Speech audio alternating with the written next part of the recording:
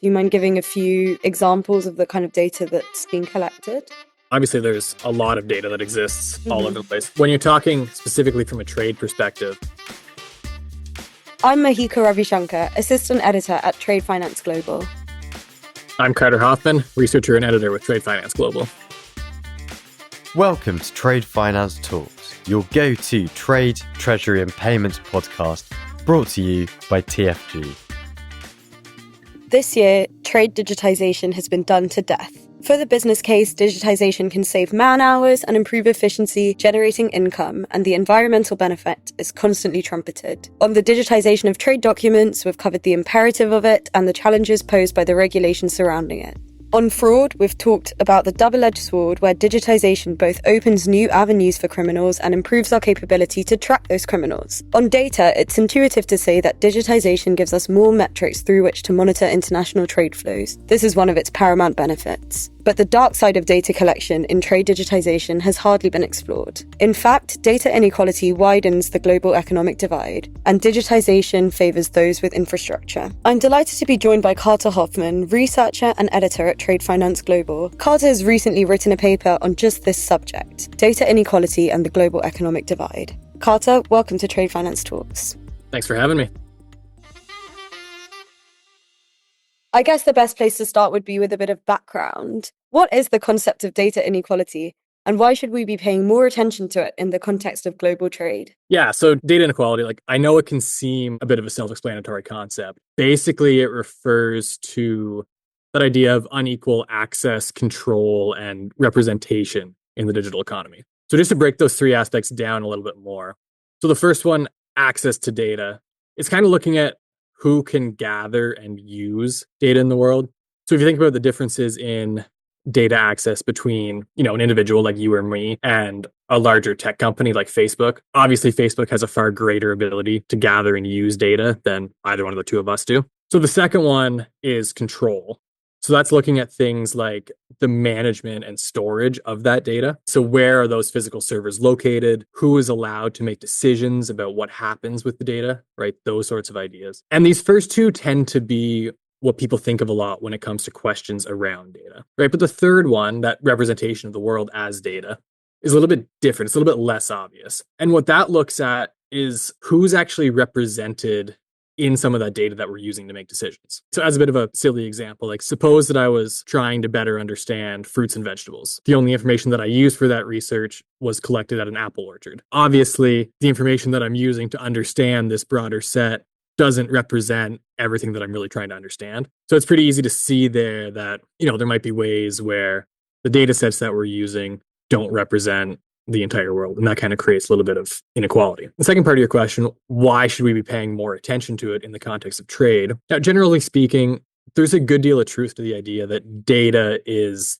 the new gold, especially when it comes to how much it can help with things like decision-making and risk management. And as more and more data becomes available, its importance to the global economy is really only going to increase. As things like trade slowly become more and more digitized, there's going to be more data that becomes available. So a few years ago, McKinsey came out with a report showing that the amount of cross-border data flows is nearly doubling every 2 years. That's a lot of data and a lot more data that's coming each and every year. So from a trade context, countries that have kind of strong digital data infrastructure, that ability to gather and use data, are generally going to have a lower cost of market entry for foreign businesses looking to come in, because there's going to be less of that information asymmetry and therefore less risk for those businesses coming in. So it's a pretty intuitive idea. If you're running a business, you're looking to enter a new market, obviously you're going to pick the one where you can get a lot of information about it versus one that might be similar in a lot of other respects, but that you really know nothing about. So to kind of bring all that back together, data inequality, it's kind of an often overlooked form of inequality in today's digital economy. But if it's left unchecked, it can have a pretty big impact on trade flows and economic development, which I'm sure we'll get into a little bit later on. Yeah, an underappreciated aspect of inequality, but one that is only growing in prominence, particularly coming to the end of all of the elections that we've had this year, with the monitoring of people's decision-making and beliefs. Those models are based entirely on data, and I think this year, 2024, the value of it has only skyrocketed. Inequalities that are likely to be exacerbated as technology continues to develop. And on that vein, how does data inequality specifically manifest in least developed countries? And what are the most pressing challenges that these countries face? Yeah, so when it comes to data inequality in some of those least developed countries, there's really two big drivers that we want to look at. So the first one is just internet access. Research from UN Commission on Trade and Development showed that in the developed world, about 90% of the population has access to the internet. Right? I think that kind of lines up with what most of us experience. I would like that number seems a little bit low to me based on everybody around me, but 90% for the developed world. In least developed countries, that number is only around 20%. For those that are connected, download speeds tend to be a lot slower and the price is pretty high, right? So that low connectivity kind of creates this barrier to participating in the digital economy. Things like online marketplaces, digital services, trade platforms, the kind of things that are generally built by young software engineers in developed countries who really only know a world where everyone's connected to the internet. So the second driver there is the idea of data infrastructure and kind of control over those data flows. So many of these least developed countries don't have the fundamental data infrastructure to collect, store, and analyze data. If we look at where a lot of this infrastructure exists, it's really in the developed world. 7 of the 10 largest technology companies globally are based in the US. So that's a significant amount of data flow and storage capacity that's held in one country, which really amplifies their relative control over that global data infrastructure. So as a result of that, a lot of developing countries tend not to have much autonomy over their data, and kind of the economic benefits that come out of that are going to be heavily skewed towards the more advanced economies, which creates kind of this new dimension of economic disparity that's not often addressed in economic discussions. Now, when I talk about this issue, what a lot of people tend to come back with is kind of this idea of, we'll call it like trickle-down technology. Of course, new technology and data infrastructure developments are going to happen in these innovation hubs around the world, your Silicon Valleys, for example. But eventually, that new technology, these new developments are going to reach those developing economies. And that actually, a lot of the times, the developing economies are going to be better off in sort of the medium to long term because they can leapfrog some of that legacy technology that's kind of holding back the more advanced countries from just jumping straight into the newest, most efficient thing. That's a great idea, and it really seems to make logical sense. And it's something that I really wish were true, but the data that we have just doesn't really show that it's happening. So the International Telecommunications Union reports on this idea of the digital gap between the least developed countries and developed countries. They've shown that it's grown from about 27% in 2011 to 30% in 2022. So basically, to kind of bring that all together, data inequality tends to manifest more in the world's least developed countries for a lot of those ownership, control, and representation aspects. And not only is that gap not shrinking as time goes on, but it's actually getting bigger. Just kind of to follow up on the unequal control and storage, more for my curiosity than anything, how are servers stored in these least developing countries, and what are the issues with investment in server infrastructure? Yeah, so a lot of times that data is just kind of stored typically in the US. If you're running something on Google Drive, for example, a lot of that information is stored on Google servers, which I believe are in California. So no matter where you are, that's where that data comes up. Because building a lot of these server farms, the infrastructure to do that, it's expensive to do it up front. Whereas using a model that already exists, you can kind of have that software as a service, that data storage as a service kind of idea, which is what, like your Googles, your Dropbox, those kind of services offer. So a lot of times, if you're not going to be building that infrastructure from scratch yourself, which is very expensive, you're almost at the mercy of those bigger organizations that have it already and are willing to rent it out to you. Thank you. Can you explain the connection between data flows and international trade? Why is data such a critical asset in the modern trade environment? So there's some research that came out at the beginning of last year that was specifically looking at cross-border data flows and the impact that they have on international trade. So what they were able to show through that research is that free data flow clauses in trade agreements promote trade growth in both goods and services between signatory nations. And again, that makes sense when you think about it from the firm level. Increased data flows from a nation reduces that uncertainty that businesses are going to face in dealing with that market, which takes away a certain amount of that risk, that element of the unknown, which is ultimately going to bring down that cost of market entry. So when you start having lower costs, it's easy to see how that invisible hand of the market is going to start guiding investments and export opportunities towards nations that generate data and make it available to their trading partners. Now, that research also found, this isn't particularly shocking either, but it kind of has significant implications for what we're talking about here. They found that those cross-border data flow provisions in trade agreements are more beneficial to economies with better digital environments. So when you put those two ideas together, what it implies is that countries with better existing digital infrastructure and data facilities are going to be more likely to attract trade and investment. And the flip side of that is that the countries or regions without that strong digital environment right now are going to benefit less from those same data sharing provisions, since that lack of data infrastructure is going to mean that they have less access and control over their own data flows. And to add on to that a little bit more, in a lot of instances, the data that does come out of some of these least developed countries is actually going to be skewed to represent the most digitally active members of society, right? The people that are using these services and able to generate a lot of that data. And most of the time, given that only 20% of the population in some of these countries use the internet, a lot of the time, those that are already using it and generating this data are already going to be the most affluent. The data that we have that's going to be available to those people outside of that specific country isn't even really going to represent those that are most in need. We're only showing the data from those apple orchards. We're not covering the rest of it there. A lot of us, particularly this audience, we're going to see trade as kind of a mechanism for development. If the data that we're using to guide that kind of trade-based decision-making doesn't represent those that are most in need, that means that trade's ability to function as that developing force is really going to be restricted to what the data shows. Really interesting. Why does it matter to have a representative picture of a country's population so that trade can be used for the most beneficial extent? If you're thinking about a country where, maybe it's kind of segmented, maybe you have an advanced technology and banking sector in a country, but then the vast majority of the people in that country are poor rural farmers. If the people that are benefiting the most from these trade agreements are going to be those tech sectors, those financial sectors that are already most affluent, that are already perhaps living life to a Western standard, you might be missing out on some of those trade deals with some of those rural people who you have no way of contacting without physically going there. So you might lose out on some of those trade flows, some of that ability for, this movement of goods and money to raise some of them up and improve their standard of living a little bit more, because what is happening is only going to be skewed towards the more affluent already. Hey, enjoying this podcast? Hit that follow button for more. Done? Let's get back to it.